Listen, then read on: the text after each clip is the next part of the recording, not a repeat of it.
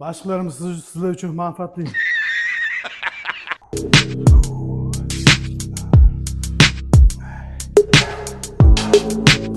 Assalomu alaykum ustoz, hormang. Alaykum assalom. Keling. Nima xizmat? Hozir kelganimizda yelkangiz kichikroq edi, kichkina edi. Aha. Shuni hozir mashqdan keyin ancha katalib qoldi yelkangiz. Ancha bo'ladi-da. Aha.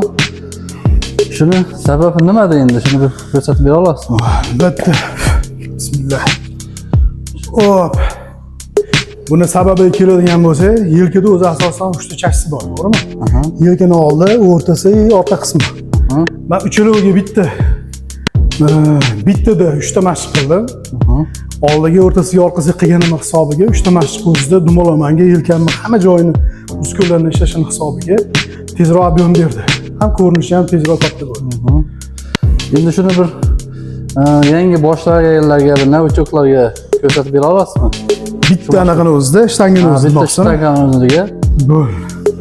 Demak, bitta shtangani o'zida yelkani oldiga, o'rtasiga, orqasiga sizlar uchun mashq ko'rsatib beraman. Demak, yelkani oldiga.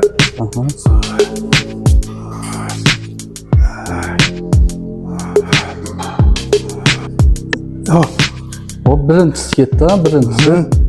Yelkani o'rtasiga. Ikkinchi mashqimiz.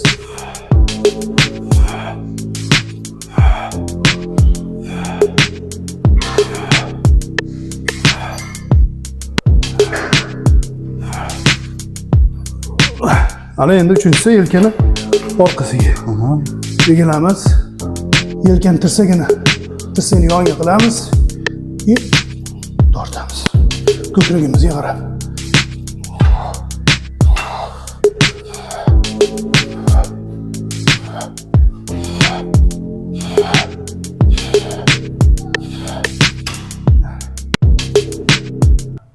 Mashqlarimiz sizlar uchun manfaatli.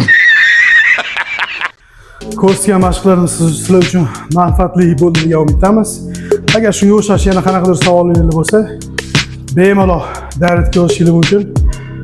Besplatniy, pulsiz asosiysi. Xohlagancha qo'ldan kelgancha savollarga javob berishga tayyormiz. Sport bilan shug'ullaning, salomat bo'ling. Rahmat ustoz. Sog' bo'lasiz.